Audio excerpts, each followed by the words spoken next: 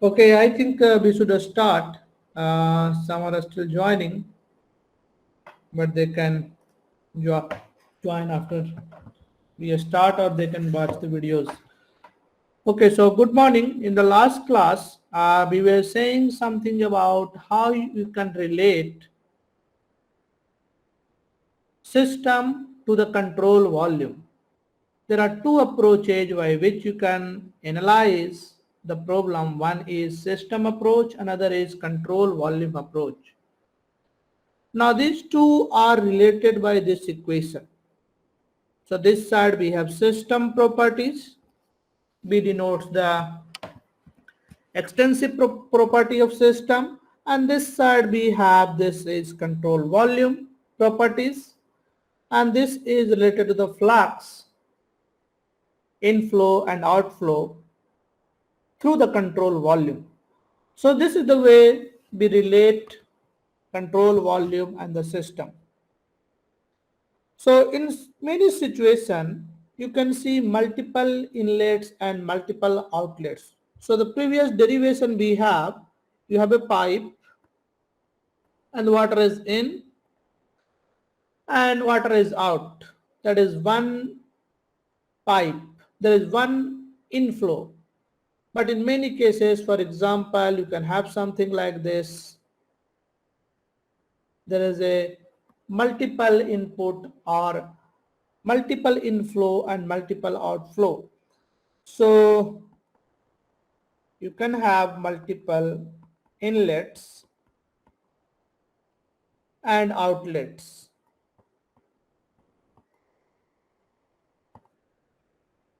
And also in this assumption or in this derivation, we have assumed that velocity is perpendicular to the area, or in other words, velocity is parallel to the normal to the area. So this is my area, this is normal to the area. So this is normal to the area and this is velocity. Both are in the same direction. But it is possible that velocity may not be normal to the control surface. So the second possibility is velocity may not be normal to the control surface. To the control surface.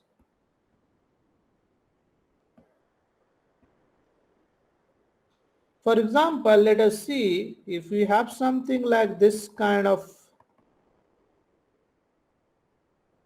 control volume and water is in from this side.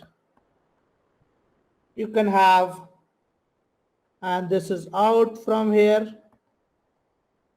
This is also out from here.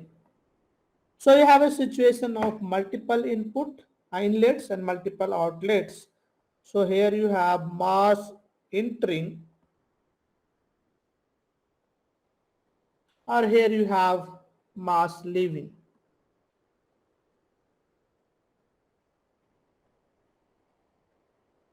So how do we account for this? So we define a unit vector. So this is my control surface and this is normal to the control surface. It's in the outward direction to the control surface and its direction is away from the control surface. This is the unit normal. So we'll call this as a unit normal. Now using this unit normal, we can write the flow rate of property through a given area dA. So let us consider a small area dA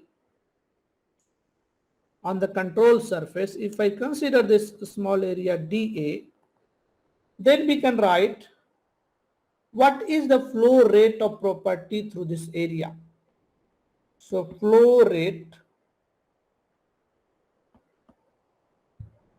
of property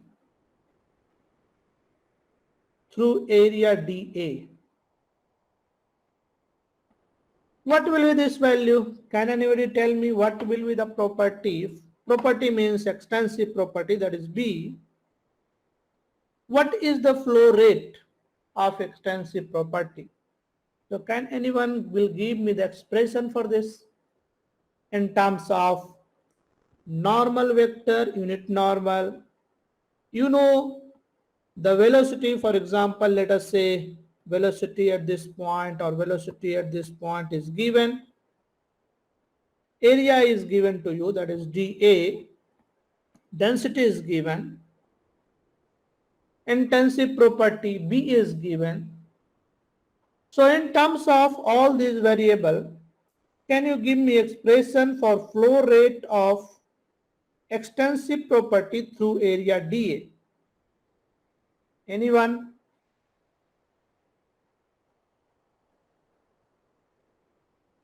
What will be the flow rate?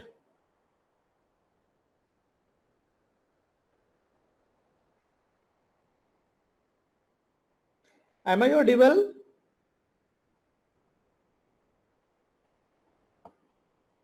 Am I audible or not? Yes, Yes, sir. sir. So what will be the flow rate? As I said in the first class will be interactive. I will keep asking the question, you have to answer, otherwise it becomes completely monologue. What will be the flow rate? How much mass will cross through this area dA in time, a small time, let's say delta t? How much property will cross, or how much mass will cross? Sir, rho into V. Rho into V. Okay, so the rho into V is into dt. This is Yes. the mass, that V into dt is the distance, into rho. This is the,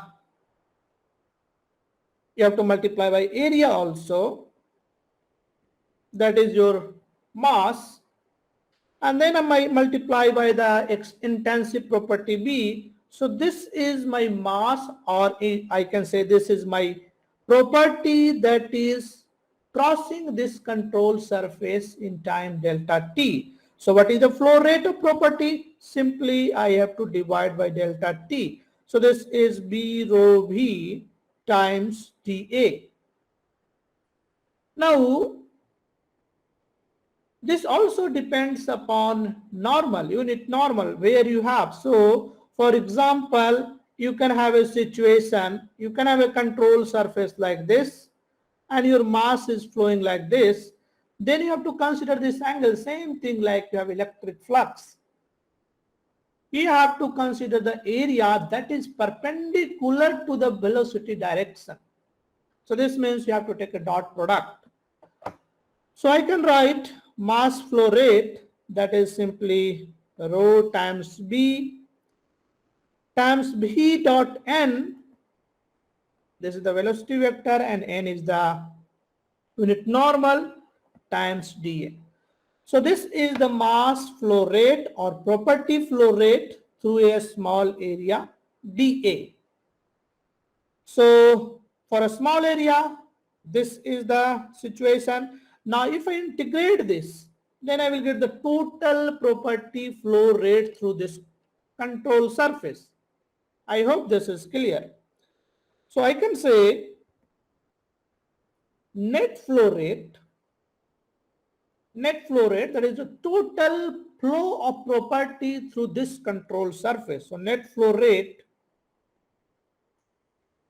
through the entire control surface, through the entire control surface. So this will be nothing but simply I have to integrate this. So B is the property and this is the rate. Let's put dot, and this is the net flow rate, B dot net, and simply I have to integrate this over the control surface, rho B V dot N dA. So this is your property flow rate, and this is equals to nothing but B out minus B in. So what we are doing, if you remember the previous equation, that we have this term B out minus B in, we simply replace this term by an integral.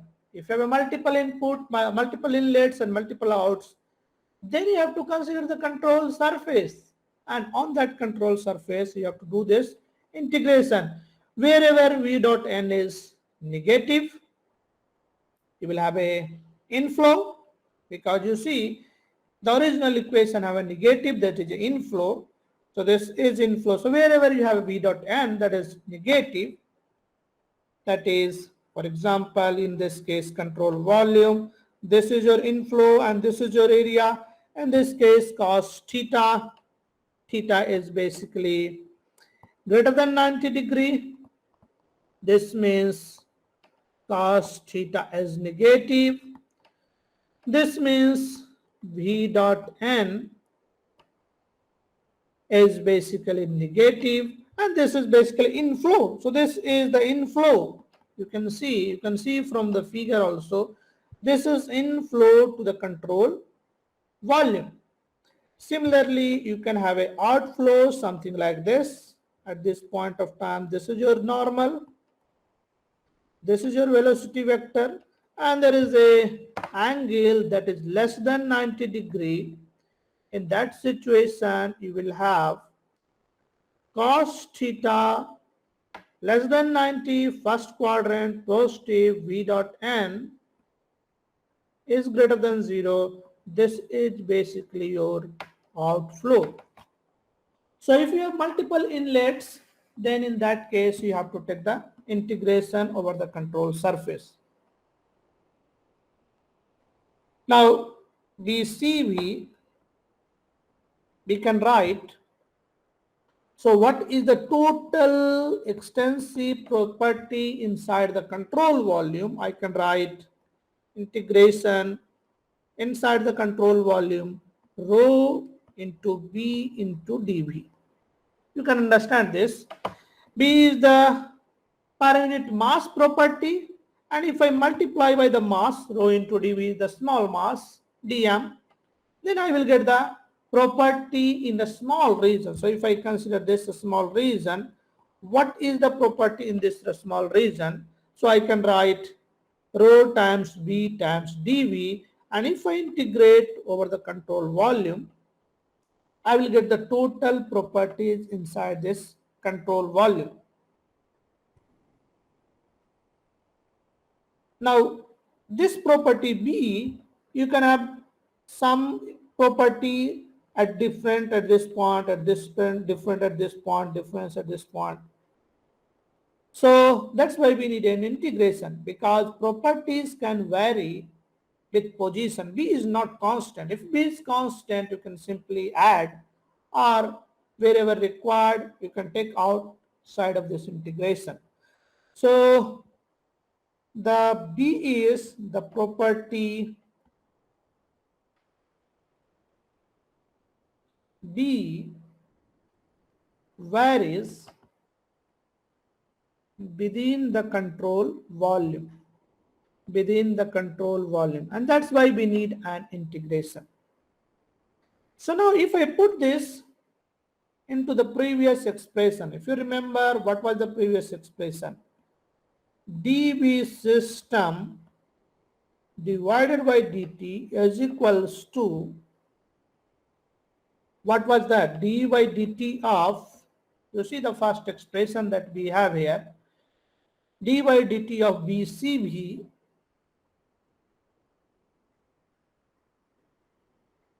and then minus B in plus B out. You can also write this in terms of integration. So if I plug all this, whatever discussion we have, so we can write dB system divided by dt is equals to, I can write d by dt, and what I can write for BCV, if property is variable with the position inside the control volume, then what should I write for BCV? If property is not constant through the control volume, what should I write for BCV? I explained earlier. Anyone?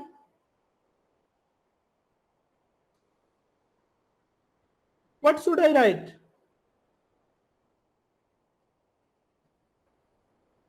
Am I audible or not? Integration of rho B into dV Good. over control volume. Good, good. So you have to respond. You have to respond. Please respond. Yes, sir.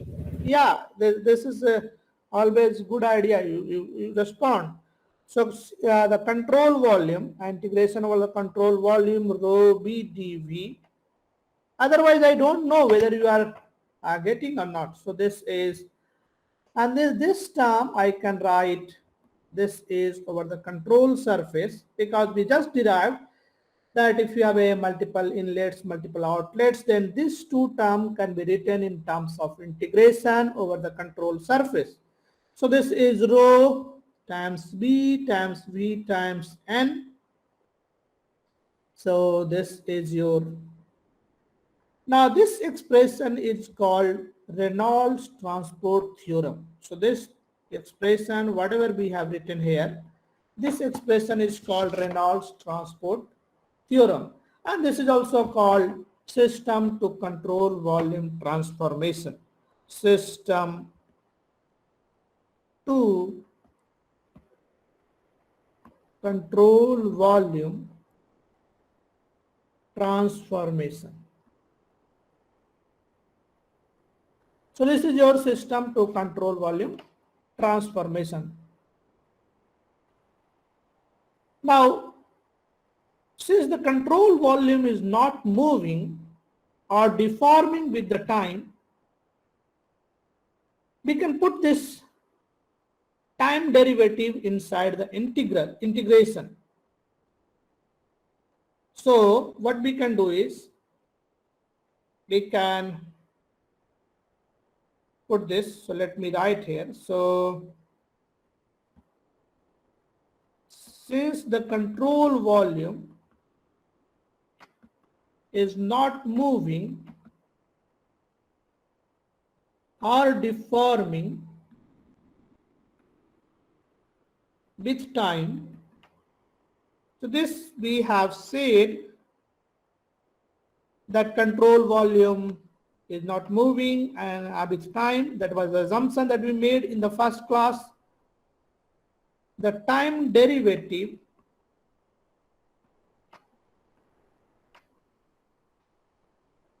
can be moved inside the integration, inside the integral. So now I can take this, so I can write dB system by dt is equals to, now I can write integration and I will put this inside this integration. Rho B and this times dV, and this is over the control surface B dot N dot dA. Now can anybody tell me why I have taken here a partial differentiation, partial derivative, partial derivative? Why? So we said the property of the control volume is fixed with time.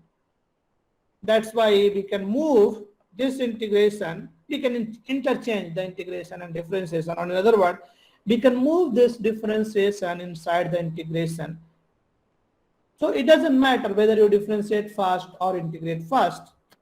Since control volume is not a function of time, so not changing with time. But when we are putting this inside this integration sign, we are taking a partial derivative. Why this is so? Anyone? Rho into B can be function of a space also, but we are Good. interested to finding the change Good. with respect to time. Good, good, good. So what will happen, your B can be function of other variable, and that's why we have to take the partial derivative. So you can write here. So this we have done because rho B can be, because this can be function of other variable, function of position within the control volume. So within the control volume. So that's why we have to take the partial derivative. Now this derivation we have done for assuming that this control volume is not moving, not deforming, but it is possible to derive the Reynolds transport theorem in case if control volume is not fixed or moving. Only thing is we are not going to the derivation of that part that can be derived, but only one change we have to make, and that change is this is the velocity. We have to replace this velocity with the relative velocity. So absolute fluid velocity has to be replaced by the relative velocity, and we are not giving the proof here. It is possible to prove, but right now we are only saying one statement, assuming that all these derivations are possible that can be derived using Leibniz theorem. So if you're interested, you can do on your own, but for the time being, if control volume is not fixed, we can replace, everything will remain same, replace absolute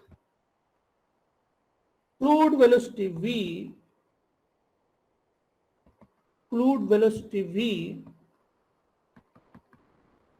with relative velocity Vr.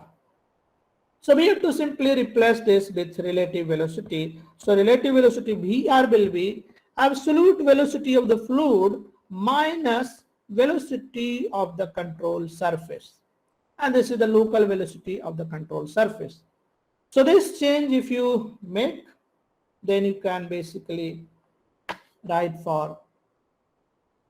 So for a non-fixed control volume, I can write Reynolds transport theorem RTT for non-fixed CV. So this will be dB system divided by dt. Everything will remain same. You can put this integration inside, add these differences inside, or you can keep it outside.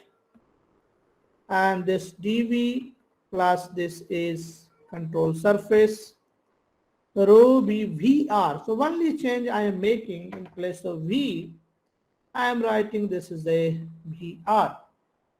For example, let's say you have a something like this cart, and then there is a jet, water jet you have, and this water jet has a velocity of, let's say, this is 25 kilometer per hour, and this cart, let us say this is my control volume that considers the whole cart. So this is my control volume, and this control volume, or we can say this cart, velocity of this cart is equals to 10 kilometer per hour. So in that case, relative velocity of the fluid will be, our relative velocity of the fluid with respect to the cart will be Vz minus Vz minus V control volume, that is 25 minus 10, that is 15 kilometer per hour. So everything will remain same. Only thing is you will have to incorporate the movement of the control volume, because this is not a fixed control volume. You have to subtract the velocity of the control volume and to get the relative velocity of fluid. Now Reynolds transport theorem for a steady flow. Sure. Yeah, go ahead. Here, what is the direction of V cut? It is towards left or right? This side, this is moving in this direction. Okay, sir. Yeah. Okay, so Reynolds transport theorem for a steady flow. So if you have a steady flow, how can I write the Reynolds transport theorem? What will be, if you have a steady flow, so this term will be 0. This term, there is no change in the mass or no change in the property inside the control volume. A steady flow, so d by dt of this term will be 0. So this will be simply d system divided by dt is equals to this integration over the control surface, because the first term becomes 0. So this is your Reynolds transport theorem for a steady flow. Now in some cases what we do is, this B is a intensive property. It depends upon location, position inside the control volume. Sometimes what we do is we consider this as a constant and then we take outside of the integration. And what constant we do? We give the average value of intensive property, and then we keep this outside. So this term rho B BR times N times TA, what we will do is, if I make assumption this is constant, then approximately I can write something like this, where we average denotes the average value of intensive property, and you know how you can calculate the average value. The average value something like this. So a average, you calculate average for any parameter something like this. So you consider the average value and take this outside. This term is what? This term is nothing but mass flow rate, rho times velocity times area. So this is mass flow rate. So this is V times dA, that is volume. If you multiply by dt also, then this is the volume, because volume flow rate we divided by dt, and then rho. So this is nothing but, this term is mass flow rate. So this term is mass flow rate. So if you have a multiple inlets, multiple outlets, if not system is not continuous, in that case you can basically write this expression in terms of summation. So previous Reynolds transport theorem, if you have something like this, so inflow, this is the outflow. So you can consider one cross section here, another cross section here, another cross section here, and then this is your control volume. Then you can write Reynolds transport theorem, dB system divided by dt is equals to d by dt of control volume rho b dV, plus now you have to write in terms of summation, because you have multiple inputs, multiple outputs. So this is, as I said earlier, this term is nothing but mass flow rate times B average. So this is, I can write simply B average times mass flow rate, relative mass flow rate. So this term is same. So we can also write this term mass flow rate times B average for each outlet. So this is for each outlets minus summation over inlets, mass flow rates, and this times the average. So if you have multiple inlets and multiple outlets, then you can write this. This is for each inlets.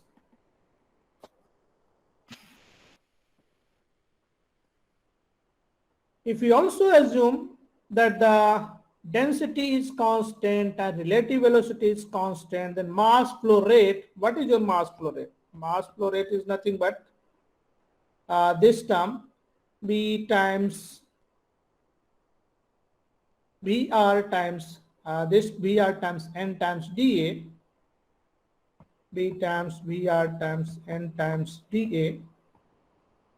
So if you assume that B is constant, V is constant, and then you can write in terms of, you can take the average value, and this term can be written as rho average times B average times relative velocity average, and if they are perpendicular, then dot product becomes simply 1. So in that case, you can write dV system by dt is equals to d by dt control volume rho b dV plus summation of all outlets rho average P average times average relative velocity times area.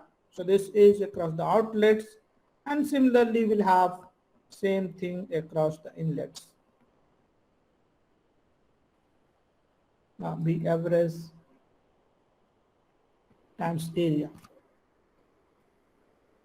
And this assumption will be more accurate if density, intensity property B and the relative velocity all are uniform. Generally they are not uniform. So if you are taking a average value, then you are making some approximation. So this expression for Reynolds transport theorem for multiple inlets and multiple outlets will be exact if your velocity is uniform, density is uniform, and the property is also uniform. This is exact only if these things are uniform. Otherwise, this is a approximation. So what we have done here is we have discussed if you have a system and you use Reynolds transport theorem, you can write expression for control volume. Now we will use this to derive different fundamental results that we use in fluid mechanics. Three results we have. One is conservation of mass, another we have conservation of momentum, and another we have conservation of angular momentum. So Reynolds transport theorem is a general theorem because B, the extensive property, can be anything. So this is a general theorem. Now using this Reynolds transport theorem, you can derive many results. For example, for this course, for illustration, we will derive three results. First is conservation of mass. Conservation of mass. So this is first result we can discuss. So this is your Reynolds transport theorem is equals to d by dt across the control volume rho b dvj. The general expression I'm writing here. So this is rho b vr times n times dA. Now if I want to write conservation of mass, what will be the B system in my case? What should I consider B system is equals to? What should I consider? B system is equals to what? What will be my extensive property in that case? B system will be what? Mass will be basically B system. So in that case, let us consider let B system is equals to mass. That is mass of fluid particles inside the system. So this is nothing but mass of fluid particles. What will we be? What will we be? Anyone?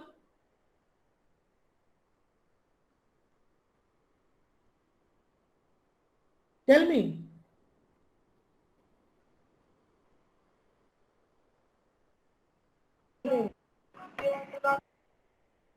What will we B?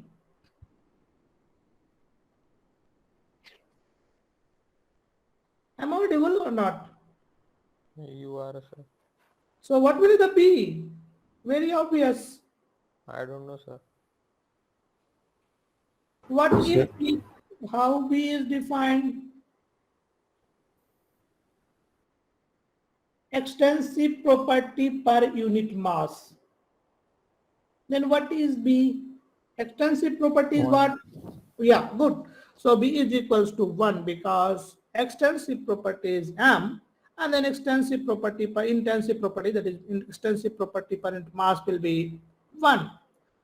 Now, if the mass in the system is constant, in that case we can write dB system, the left side of equation is equals to 0. dB system is equals to dB system divided by dB system by dt is equals to 0, because B system is equals to mass. This is same as dm by dt is equals to 0. This means total mass inside the system is equals to 0. Now if I put the left side, so what will happen? Left side, this term is 0. So this term is 0 is equals to d by dt along the CV, rho B is 1 times dV plus along the control surface, rho B is 1 times VR dot N dot dA. So this is equals to 0 d by dt, and this is rho dV plus this is across the control surface, rho VR dot N dA. So this is your conservation of mass for a control volume. What is happening? This term is nothing but rate of mass change inside the control volume. So with time, how the mass is changing? So mass has been generated inside the control volume, or mass has been lost inside the control volume. So this term is nothing but rate of mass change inside the control volume. Inside the control volume. Now what is this term? This is mass flow rate. We have defined this term. So rho VR times N. So this is mass flow rate through the control surface. So this term is nothing but mass flow rate through the control surface. Through the control surface. So this means if you consider a control volume, or if you consider a system, in that system there is no change in mass, that is 0, rate of change of mass is 0. This means this is equals to the rate of mass change inside the control volume plus mass flow rate. So this is the conservation of mass that we can write for the control volume. Similarly, we can derive results for conservation of momentum. Okay, if you have anything to discuss here, we can discuss. If you have anything to ask, please let me know. So this is conservation of momentum. Sir, that small b will be different in different cases, na? Which B? A small b? Yes, the one which we took as 1 year. Different cases means what? For different flows.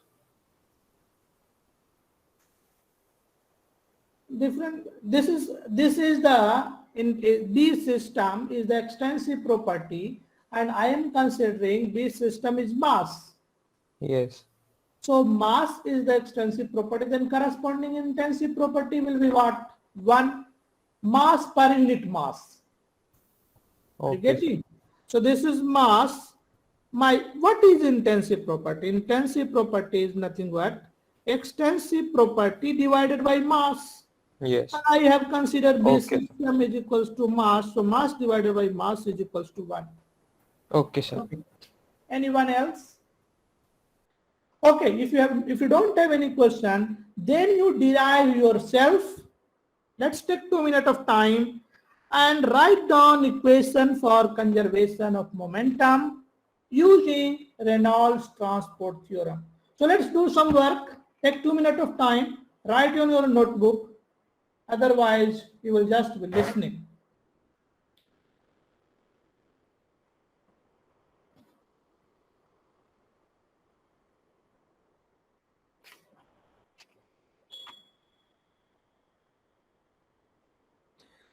What should I consider B system in this case?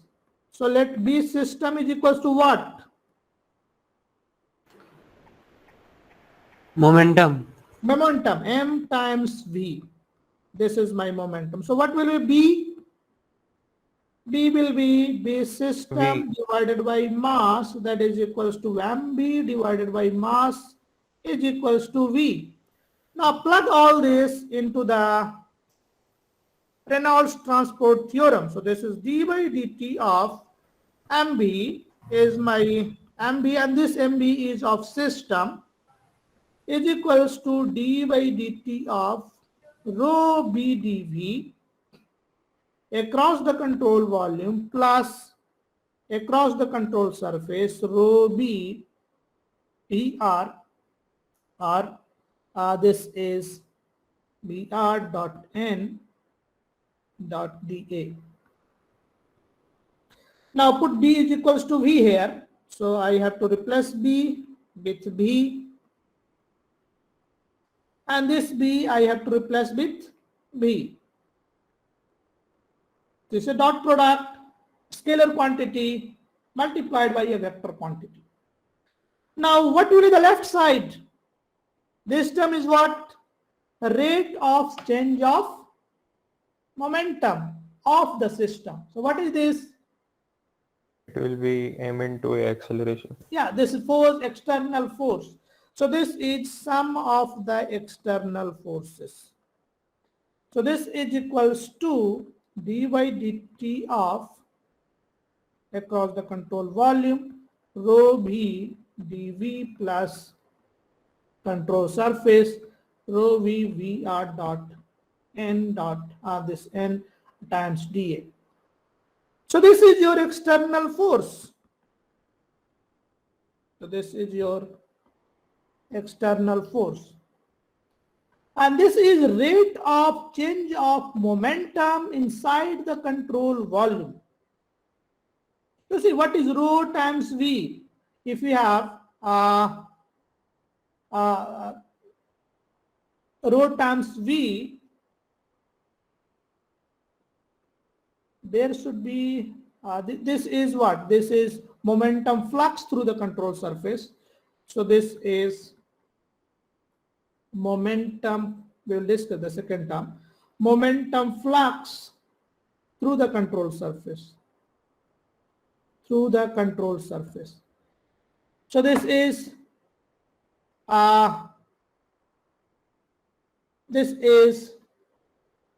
this times dA, velocity times dA times dt times rho, this will be mass, and this is your velocity. So this is your momentum flux through the control surface. And this term is rate of change of momentum inside the control volume. So this is rate of change of momentum. This V is volume. So do not confuse. This V is volume. So let's put something like this. So whenever I write this V is volume, this V is velocity. So whenever we are integrating over CV, this has to be volume. So just remember this is a volume because I am integrating over the control volume. So this is volume because there are two V, one is velocity and this is integration over the control volume. So this is dV is volume. So rate of change of momentum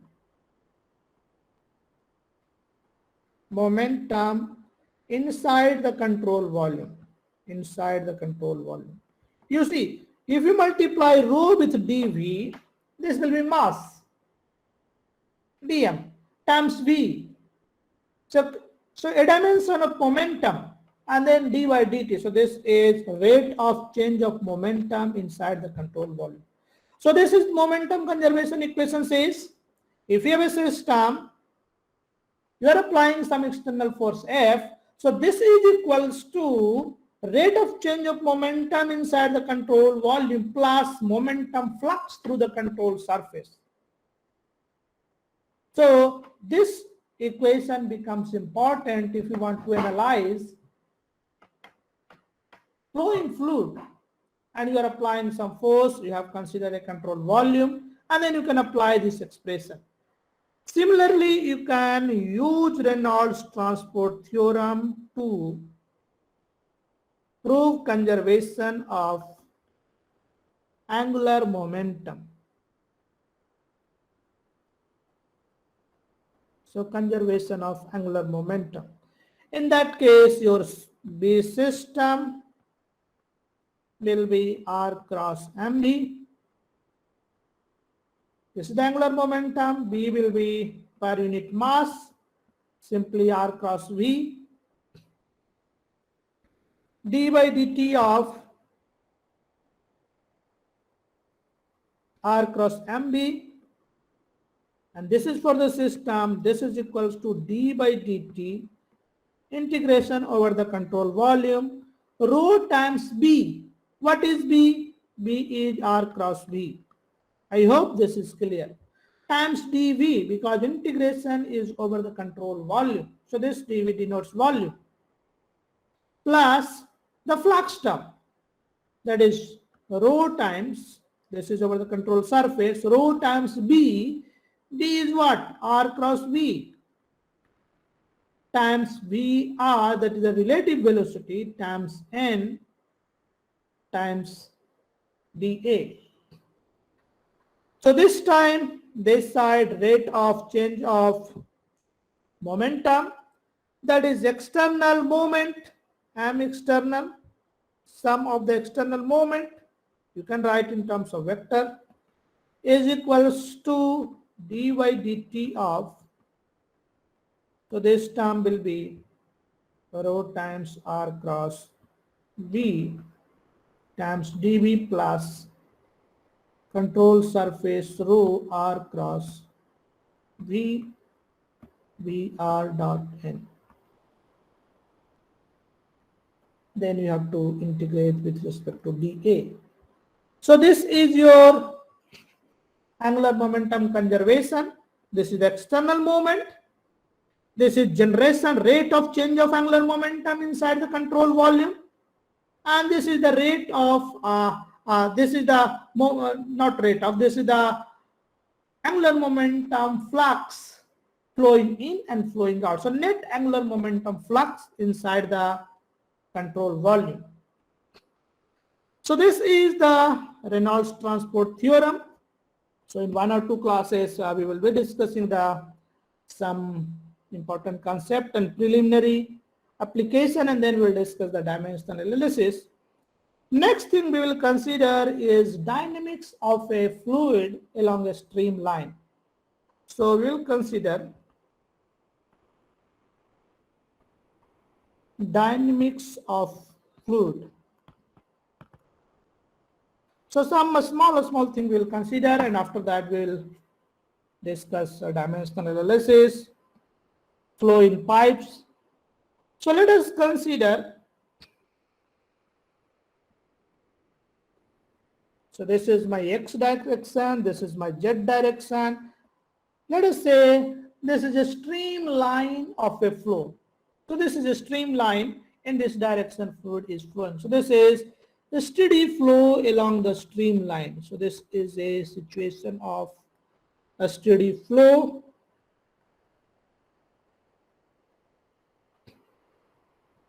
along the streamline, a steady flow along a streamline.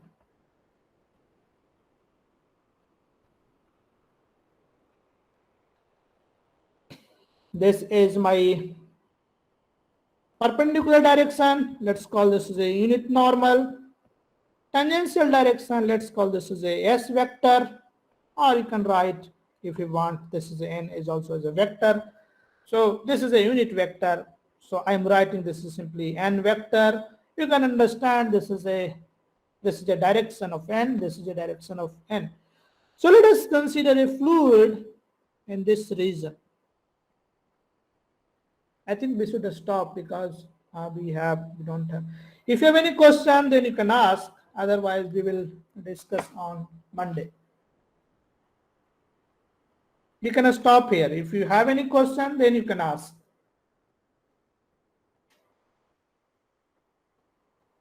No questions, sir. Okay, good.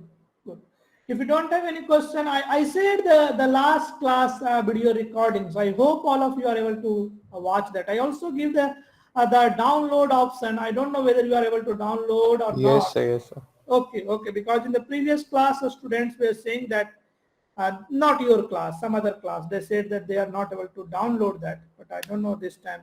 I gave the permission of downloading also. Yes, Okay, sir. yeah. Okay, thank you. I will see you on Monday. Thank you, sir.